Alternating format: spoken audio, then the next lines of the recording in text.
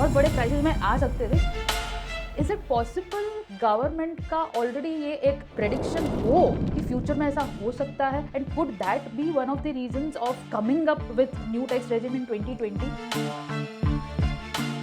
These two words, chartered accountant, CA, it has changed my life.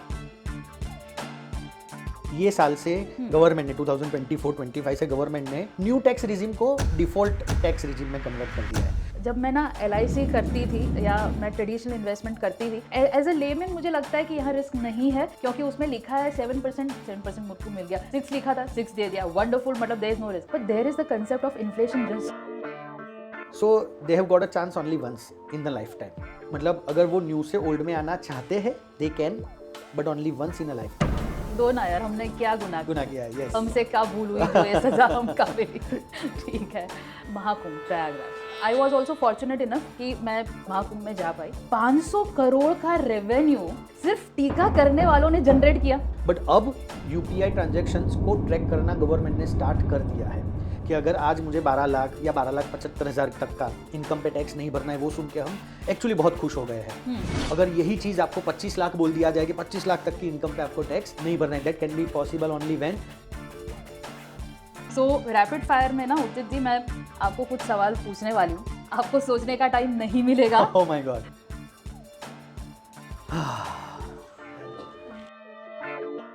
कि new tax regime के आने से कौन कौन सी चीज़ें मुझे पर्सनली ऐसा लग रहा है कि डाइवर्ट हो रही है।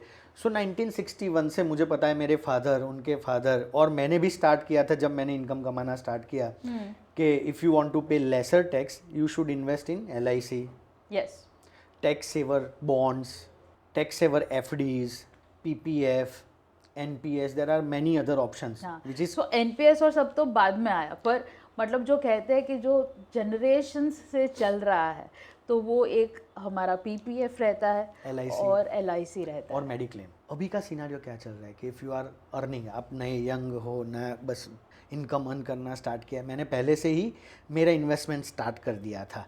उसको टेक्निकल लैंग्वेज में हम लोग थ्रिफ्ट भी बोलते हैं, habit of saving. Thrift this is a unique word and good word. So habit of saving, तो मेरी हैबिट ऑफ सेविंग स्टार्ट हुई थी ओल्ड टैक्स रिजीम की वजह से। एब्सोल्युटली। ये एक तो सवाल ना ऑब्वियसली मैं FM मैडम को नहीं पूछ सकती, पर आपको मैं ये सवाल पूछना चाहूँगी कि ओल्ड टैक्स रेजिम में एक चीज़ हो रही थी हमेशा उचित जी, कि देखो आज मेरे हाथ में ना पैसा है, अब मुझे मज़ा किस में आता है, जब मैं उसको स्पेंड करती हूँ। ट्रू। स्पेंड करने से एक क्या एड्रेनालिन रश मिलता है। Correct. और एक वैलिडेशन भी होता है कि भैया ना मेरे पास स्पेंडिंग कैपेसिटी है। Correct. मेरे पास पैसा है। Correct. तो वो एक कॉन्फिडेंस भी बिल्ड करवाता है। तो स्पेंडिंग के बहुत सारे पॉजिटिव्स भी है, हालांकि हम लोगों को कहते हैं कि सेव करो, पर स्पेंडिंग के भी अपने कुछ पॉजिटिव्स है। Correct. Right. So people always like to spend, पर ओल्ड टैक्स रेजिम में क्योंकि टैक्स भरना ज़्यादा पेनफुल है, तो उस पेन से बचने के लिए लोग इन्वेस्ट करते थे। अभी यहाँ पर तो उनको इन्वेस्टमेंट की जरूरत भी नहीं है। एक दूसरा, टैक्स कम भरना है तो पेंडिंग पावर भी बढ़ रहा है, उनके हाथ में पैसे भी ज्यादा बच रहे हैं। Very true. यही चीज़ मैं आपको बताना चाहता था जो आपने पॉइंट अभी पिक किया। तो अब लोग क्या करेंगे? इन्वेस्ट नहीं करेंगे, क्योंकि आप इन्वेस्ट करो। सो इज दैट गुड और is that bad? Both. Good question again. Good part is कि इन्वेस्ट नहीं करेंगे, that is a wrong thing.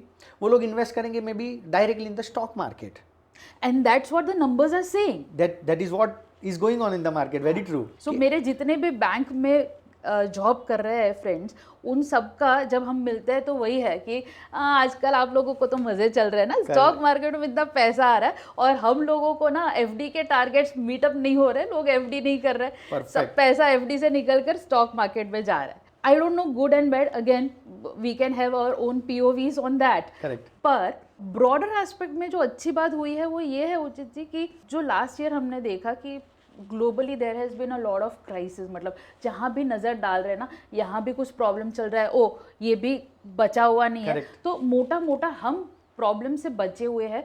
हम भी बहुत बड़े क्राइसिस में आ सकते थे क्योंकि FIS का बहुत सारा पैसा निकल गया हमारे देश से, पर उसके सामने DIS का पैसा आया और उसने हमारे देश को संभाल लिया. So a huge round of applause to DIS for that. So 2020 में आप जो बता रहे थे कि न्यू टैक्स रेजिम इंट्रोड्यूस हुआ, Correct. तब से लेकर ऑलरेडी 5 साल में I think 80%, what are the numbers sir, कितने लोग ऑलरेडी न्यू टैक्स रेजिम में आ चुके हैं? Currently more than 70%, 70 to 72% has converted themselves into the new tax regime. Fantastic. यहाँ पे एक बहुत इंपॉर्टेंट चीज, ये साल से गवर्नमेंट ने 2024-25 से गवर्नमेंट ने न्यू टैक्स रिजीम को डिफॉल्ट टैक्स रिजीम में कन्वर्ट कर दिया है. मतलब आप कुछ भी अडॉप्ट नहीं करते हो तो by default your employer will deduct TDS as per the new tax regime. ये बहुत इंपॉर्टेंट पॉइंट है. Okay, so everyone will have to mention कि उनको कौन सा ऑप्ट करना है. Perfect. At the beginning of the year जो भी HR होंगे आपके कंपनी के, उनको जाके आपको बताना पड़ेगा कि I want to opt for a old regime. अगर आप नहीं बताते हो specifically, so company will deduct TDS as per the new tax regime. So this is important one.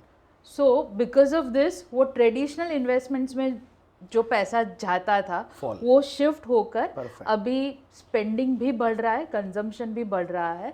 और दूसरा काफ़ी सारा पैसा जो है वो जो हम नॉन ट्रेडिशनल असेट्स कहते हैं कि आप इक्विटी मार्केट ले लीजिए, फिर म्यूचुअल फंड से आ रहा हो या तो फिर डायरेक्ट ही लोग कर रहे हो. सो डीमैट अकाउंट्स भी बड़े हैं. Correct. और पॉजिटिव थिंग ये हुआ है कि लास्ट ईयर जो क्राइसिस वाला साल था तो सारे देश में गम के बादल थे, पर हमारे यहाँ DIS का सपोर्ट अच्छा रहा. Perfect. तो इज इट पॉसिबल कि गवर्नमेंट का ऑलरेडी ये एक प्रेडिक्शन हो कि फ्यूचर में ऐसा हो सकता है, and could that be one of the reasons of coming up with new tax regime in 2020? Yes, correct. ऐसा हो सकता Yes, है? we have a very good economist, हाँ. good knowledgeable people with the government. They had already thought of this कि अगर foreign institutional investment अगर India से बाहर चला जाएगा तो इतनी बड़ी इकोनॉमी, इतना बड़ा शेयर मार्केट किस तरह से चल पाएगा. So they it was, I would say कि it was a predetermined, mentally prepared होने के बाद ही ये न्यू टैक्स रिजीम को लाया गया था, so that people will invest less in traditional investments and more in direct equity और म्यूचुअल फंड. सो डिपेंडेंसी हमारा जो है, सो हम हमेशा ये बात पर हम हमेशा हंसते रहते थे कि लेमन ब्रदर क्राइसिस इंडिया में नहीं हुआ, पर फिनेंशियल क्राइसिस इंडिया में आ गया. पर आज के दिन में अभी ये प्रोबेबिलिटी जो है वो कम हो सकती है अगर DIS इसी हिसाब से इन्वेस्ट करता रहे. So dependency on foreign institutional investment will be less, and हमारा देश स्वनिर्भर जो बोलते हैं हम लोग, आत्मनिर्भर, स्वनिर्भर, सो उसी दिशा में जा रहा है. And second most important is consumption. So हमारे देश का कंजम्पशन लेवल भी बहुत ज़्यादा बढ़ रहा है. उसका भी एक रीज़न ये न्यू टैक्स रिजीम हो सकता है, और है रादर टू से. पहले क्या था मैडम, मुझे 1 लाख रुपए इनकम आ रही है, जिसमें से पहले ही कॉन्शियसली टू सेव टैक्सेस मैं 20,000, 25,000, 10,000 अकॉर्डिंग टू माई प्लानिंग मैं LICs में या तो FDs में, टैक्स सेवर FDs में, या तो NPS में या NSE में इन्वेस्ट कर देता था every month. But now that is not required. तो मेरे बैंक अकाउंट में पैसा दिख रहा है, सो माई स्पेंडिंग विल ह्यूमन नेचर है. साइकोलॉजिकली मुझे एक कंफर्ट लगता है, कॉन्फिडेंस आता है ज़्यादा स्पेंड करने में. करेक्ट. और किसी का खर्चा, किसी का फ़ायदा है. यहाँ लोगों का कंजम्पशन जो है वो सरकार का फ़ायदा है, करेक्ट, कंपनीज का फ़ायदा है, उनके प्रॉफिटेबिलिटी पर उसका पॉजिटिव इम्पैक्ट आ रहा है. ट्रू. राइट. तो ये तो पॉजिटिव साइड हो गई. जी, आपको इसका कोई फ्लिप साइड भी दिख रहा है क्या? Do you think this has any flip side? पूरा वर्ल्ड में एक कोविड आया था, ऑल द कंट्रीज, तभी से हर एक कंट्रीज का इकोनॉमी सम और दी अदर वे डाउन जा रहा है, बट हमारा देश का इकोनॉमी स्टेबल रहा है. सो इसका एक, there are many reasons to it, but मेरे हिसाब से एक रीज़न ये भी था जो मैंने वर्ड बताया था, थ्रिफ्ट, हैबिट ऑफ सेविंग. जो ये पुराना टैक्स स्ट्रक्चर था उसके हिसाब से लोग ट्रेडिशनल वे में इन्वेस्ट करते जा रहे. तो जब मेरी इनकम नील हो गई थी या तो बहुत कम हो गई थी, हर एक कंपनी ने हाफ सैलरी दी थी, कई लोगों ने सैलरी नहीं दी थी, बिजनेसेस बंद हो गए थे, बट मेरे सेविंग्स इतने सारे थे कि मेरी स्टैंडर्ड ऑफ लिविंग वही लेवल से चलती रही, फिर भी मेरी इंडिया को तकलीफ आई नहीं। एंड आई रिमेम्बर कि हम जो मतलब घर पे बैठकर सब वीडियोस बना रहे थे, मज़े कर रहे थे, तो सबके फेस पर मतलब एक सुकून दिख रहा था, सुकून था कि नहीं ठीक है कि अभी ना जॉब में थोड़ा, पर ठीक है, it is nothing to cry about. They had that I kind have of my savings. हाँ, वो satisfaction वाला वो चेहरे पर दिख रहा था। Yeah. अभी कंजम्पशंस तो बढ़ा ही न्यू टैक्स रिजीम के आने से, बट इट डजंट मीन कि मेरा इन्वेस्टमेंट कम हो गया है। मेरा सिर्फ investment little bit riskier security में चला गया है, बिकॉज मुझे अब LIC में इन्वेस्ट करूँ, NSC में इन्वेस्ट करूँ, PPF में इन्वेस्ट करूँ या ना करूँ, उससे फ़र्क नहीं पड़ता है। तो मैंने डायरेक्ट इन्वेस्टमेंट कर दिया मार्केट में। Definitely our market is very strong, but still if you will compare, risk is little bit more in direct share market. So ये एक दो चीज़ें हैं जो मेरे हिसाब से नए टैक्स रिजीम की वजह से मैं बोल सकता हूँ कि थोड़ा सा negative part of new tax regime है। बट हमारे देश के लोग बहुत इंटेलिजेंट है। इसमें विथ योर परमिशन उचित जी, मैं थोड़ा मेरा POV डाल सकती हूँ? Please please 100%। सो मैं हमेशा ये मानती हूँ कि there is only shift in the type of risk. Okay, जब मैं ना LIC करती थी या मैं ट्रेडिशनल इन्वेस्टमेंट करती थी, एज अ लेमैन मुझे लगता है कि यहाँ रिस्क नहीं है, क्योंकि उसमें लिखा है 7% मुझको मिल गया, 6 लिखा था 6 दे दिया, वंडरफुल, मतलब there is no risk. But there is the concept of inflation risk जो वहाँ पर भी था। Very true. पर क्योंकि वहाँ लिखा नहीं है, FD के नीचे लिखा नहीं है वो फुंतरी लगाकर कि it is subject to inflation risk, हाँ, तो मुझे लग रहा है कि ये मेरा रिस्क फ्री है, इन्वेस्टमेंट है। पर सर जी वो भी रिस्क तो है। 100%। People have started adopting to the new type of risk, market risk बोलकर देते हैं, तो वो पहले थोड़ा डाइजेस्ट करने में डिफिकल्ट हो रहा था, but now people are more और less they have started getting ready to adopt the new type of risk. Very true. Risk का type change हो रहा है। Yes. Very nice. I agree. हाँ, तो आप इसका जो दूसरा पहलू है वो बता रहे थे सर। So मैं यहाँ पे ये बताना चाहूँगा कि इवन दो आप न्यू टैक्स रिजीम में जा रहे हो, वेरी नाइस, बहुत अच्छा है, जाओ, बट उसके साथ साथ retirement planning, investment planning, passive income का प्लानिंग, वो छोड़ना नहीं है। पहले ओल्ड टैक्स रिजीम में आप नोइंगली और अननोइंगली वो कर लेते थे, न्यू टैक्स रिजीम में इन्वेस्टमेंट का रिक्वायरमेंट नहीं है, फिर भी you should do your tax planning, investment planning, retirement planning properly. और इसमें सबसे बड़ा फ्लिप साइड जो है ना Uchit ji, so all these years in industry what we have seen कि जब लोग मार्केट में निवेश करने आते हैं ना, तब तो बहुत बड़ी बड़ी बात करते हैं कि नहीं नहीं 15 साल बैठ सकते हो, उसमें क्या है, हमें पता ही है 15 ईयर्स का इंडियन ग्रोथ स्टोरी जो है वो हमें पता ही है, प्रॉब्लम नहीं है। पर क्योंकि PPF में you had no choice but to sit for 15 years, 15 साल आपका सेविंग्स होता रहता था। यहाँ पर 15 साल क्या 15 दिन में जो आपका व्यू पॉइंट है, आपके POVs है, वो चेंज होते रहते हैं, वो खतरनाक। Because it is the most liquid money.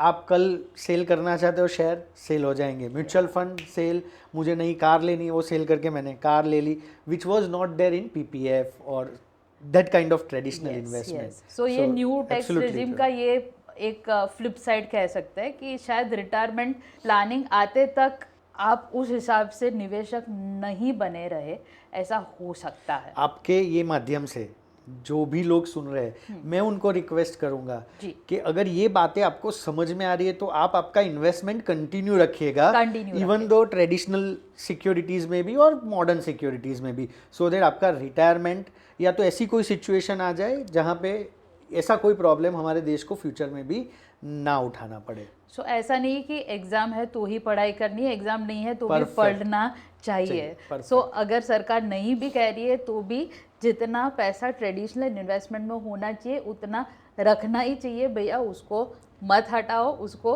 रहने दो। Correct, well said sir, thank you. Okay, दूसरा एक क्वेश्चन जो बहुत लोगों के पास से आया मुझे, वो ये कन्फ्यूजन है कि अभी तक हम ओल्ड टैक्स रेजिम के हिसाब से टैक्स भर रहे हैं। करेक्ट। अभी अगर हम न्यू टैक्सेशन में शिफ्ट होते हैं तो इस साल मैंने शिफ्ट कर लिया पर मुझे मज़ा नहीं आया। करेक्ट। अब मुझे ऐसा लग रहा है नहीं नहीं भैया जो चल रहा था वही चलने दो, मुझे वही ठीक लग रहा है, तो अब मुझे वापस से शिफ्ट होना है। Correct. So first, is it possible to? If yes, how many times? Correct. And if no, then why? बहुत ही अच्छा क्वेश्चन, बहुत कन्फ्यूजन है, कोई कन्फ्यूजन करने की ज़रूरत नहीं है। इसमें भी आपके दो पोर्शन हो रहे हैं, इंडिविजुअल सैलराइड, अगेन इन लोगों ने सैलराइड इंडिविजुअल को बहुत अलग रखा है, and other than salaried individuals. So अगर आप सैलराइड इंडिविजुअल हो, you can shift an number of times. इस बार न्यू, अगले साल ओल्ड, वापिस न्यू, वापिस old, yes that is allowed. मतलब सैलराइड को लॉटरी तो लगी है। हाँ, वैसे सैलराइड पर्सन, हमारा personal income tax is the major revenue for the government, और इसीलिए गवर्नमेंट को उनका ध्यान रखना भी चाहिए, और ये गवर्नमेंट इनका ध्यान रख भी रही है। So that is a good part of it. So salaried individual को बहुत अच्छे बेनिफिट्स दिए हैं ये बजट से। So yes, they can shift an number of times, as much times as they want. But जैसा मैंने बताया, सैलराइड इंडिविजुअल के अलावा के individuals, so they have got a chance only once in the lifetime. मतलब अगर वो new से ओल्ड में आना चाहते हैं, they can, but only once in a lifetime. हाँ। ये चीज़ अगेन सिंप्लीफिकेशन की बात आती है, करने दो ना उनको भी।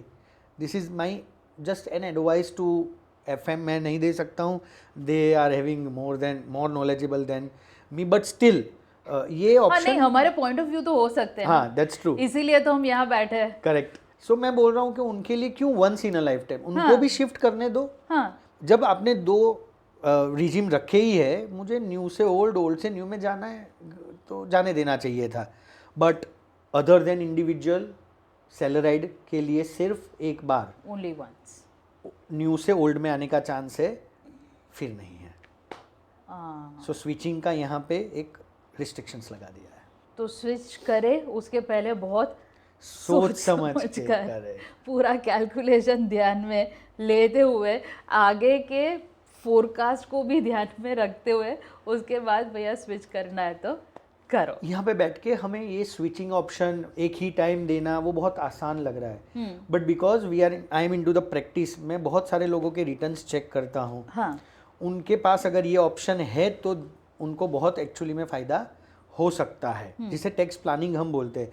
बिकॉज ये रिस्ट्रिक्शंस लगाने की वजह से बहुत सारे लोगों को कंपलसरीली, क्योंकि न्यू टैक्स रिजीम और ओल्ड टैक्स रिजीम इनकम के हिसाब से चूज करना है। करेक्ट। और हर टाइम सेल्फ एम्प्लॉयड जो लोग रहते हैं, बिजनेसमैन रहते हैं, उनकी इनकम्स बहुत फ्लक्चुएटेड हो सकती है। एब्सोल्युटली। सो वहाँ पे एक साल में सैलराइड का इनकम फिर भी स्टेबिलिटी ज़्यादा है, जो नॉन सैलराइड है उनके इनकम में फ्लक्चुएशंस बहुत ज़्यादा होने के चांसेस है।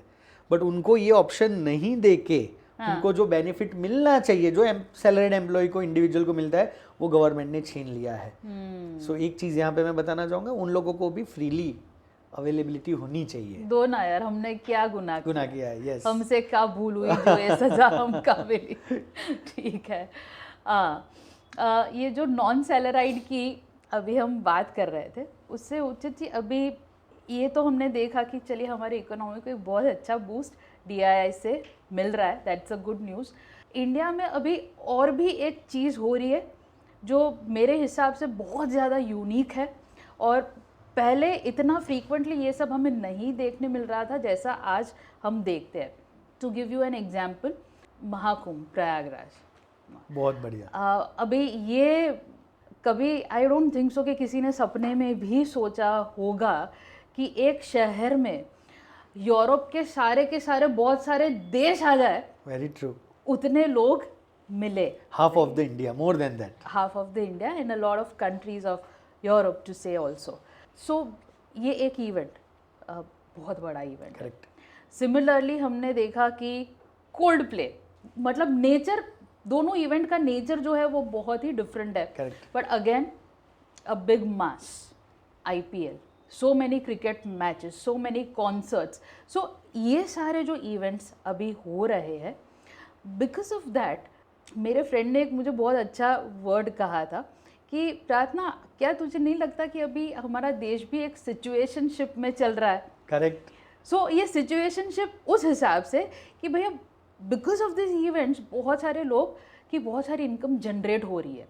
To give you an example, I was also fortunate enough कि मैं महाकुंभ में जा पाई. Great. और वहाँ मैं देख रही थी कि ना सब लोग इतनी सी थाली, इतनी सी थाली, उसका क्या इन्वेस्टमेंट होगा, कॉस्ट वो मतलब आप भूल जाओ, ज़ीरो कॉस्ट भी बोल सकते हैं, नेग्लिजिबल.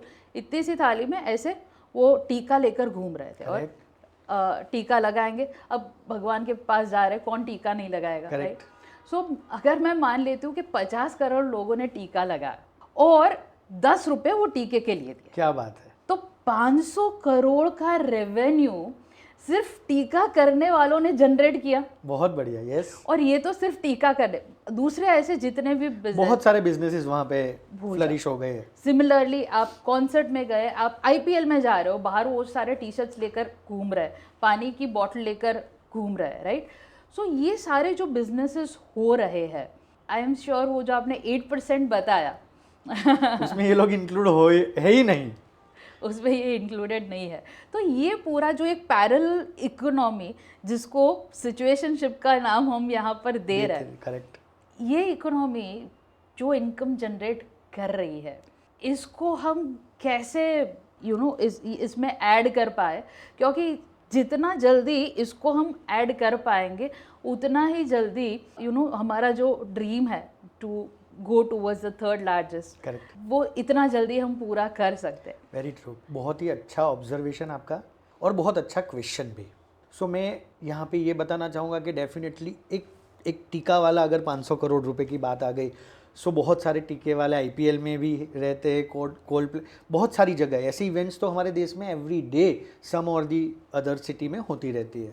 गवर्नमेंट ने पिछले कई सालों में जो यूपीआई ट्रांजैक्शंस स्टार्ट किए हैं, सो ये यूपीआई ट्रांजैक्शन का ट्रैकिंग भी अब गवर्नमेंट ने स्टार्ट कर दिया है, फॉर योर इन्फॉर्मेशन. जैसे कि हमारे हर एक बहुत प्रैक्टिकल बात करूँ तो हर एक पान वाले के पास, हर एक चाय की लारी वाले के पास, हर एक ऐसे बिजनेसेस जो अनस्ट्रक्चर्ड बिजनेसेस आज भी इंडिया में है, हाँ.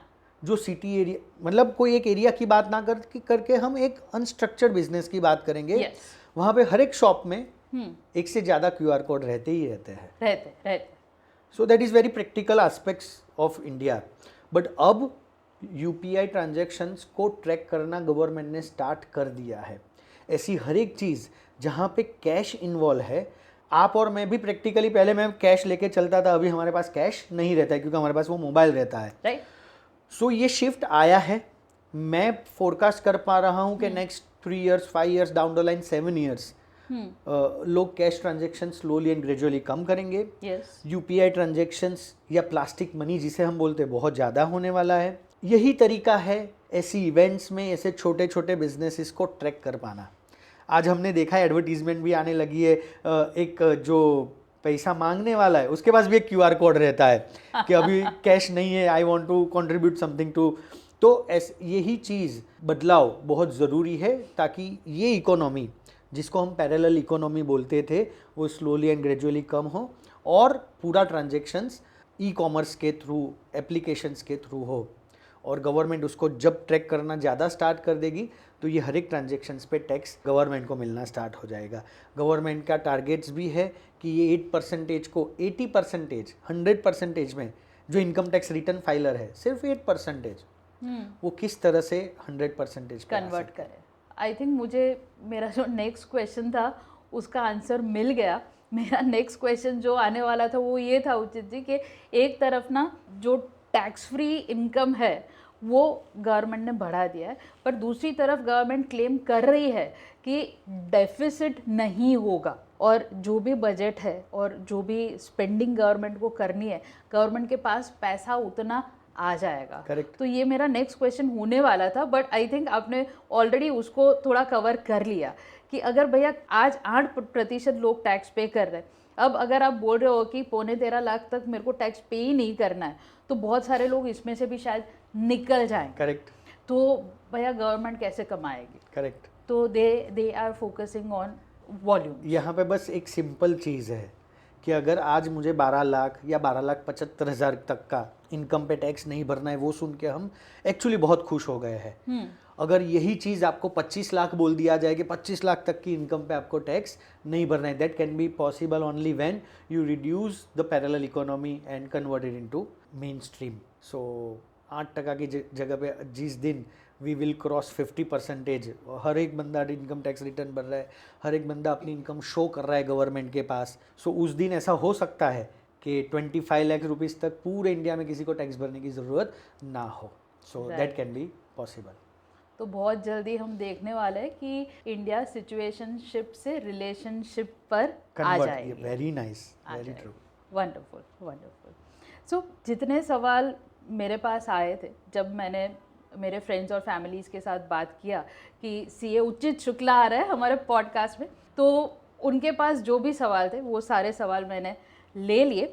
और इन सवालों के साथ उन लोगों ने ना आपके लिए एक रैपिड फायर भी छोड़ा था. करेक्ट. सो रैपिड फायर में ना उचित जी मैं आपको कुछ सवाल पूछने वाली हूँ, आपको सोचने का टाइम नहीं मिलेगा. ओह माय गॉड. ओके. और जो भी पहला आपके दिमाग में आ रहा है you have to answer that. Perfect. Sure. I will try my best. ठीक है. Okay. So first question, which is a better tax option, new tax regime और old tax regime? Oh my god. New tax regime. Okay. Who is the best finance minister? Oh, very tricky question. Actually, there are two. हमारे Manmohan Singh sir, I respect them a lot. Conversion of our economy from, बहुत 1991 में जो LPG liberalization, privatization, globalization. Yes. So I respect him a lot. That's why. And again, Sitaraman madam, definitely she has brought this new tax regime. Rates कम होते जा रहे और filers बढ़ते जा रहे, इकोनॉमी हमारी बहुत अच्छी तरह से. So definitely Sitharaman madam is also one of my favourite. Wonderful. Which is one best thing you loved about the new tax regime? सबसे बढ़िया बात कौन सी लगी? Again simplicity. Okay. बहुत सारे डिडक्शंस को निकाल दिया गया है. रॉन्ग प्रैक्टिसेस अगर हो रही है तो वो रिड्यूस हो सकती है. Usage of AI. Usage of AI is there. Burden बहुत कम हो रहा है लोगों पे ऊपर से कंप्लायंस का, which is the main problem of India. So मेरे हिसाब से simplification of taxation was required since many years, but if it is going on, so मुझे वो सबसे अच्छी चीज़ लग रही है. And what are the misses of the new tax regime? बहुत ही अच्छा सवाल. यहाँ पे मेरा एक नहीं है, मैं 2-3 चीज़ें बताऊँगा. सबसे पहला है मेरे लिए टाइम. जो इनकम टैक्स फाइलर को टाइम दिया गया है भाई जुलाई में आपको टैक्स रिटर्न फाइल कर देने हैं. गवर्नमेंट का ये ऑब्जेक्ट होना चाहिए मैडम कि जितने लोग ज़्यादा से ज़्यादा रिटर्न फाइल करना चाहते करने दो ना उनको. They wants to show their income. Why are you restricting by imposing the time limit? भाई July is the last one to file. अभी प्रैक्टिकल में बात बताऊंगा तो 30 जून के बाद तो TDS जो 26AS है, AIS है, TIS है, this all are the technical jargons basically.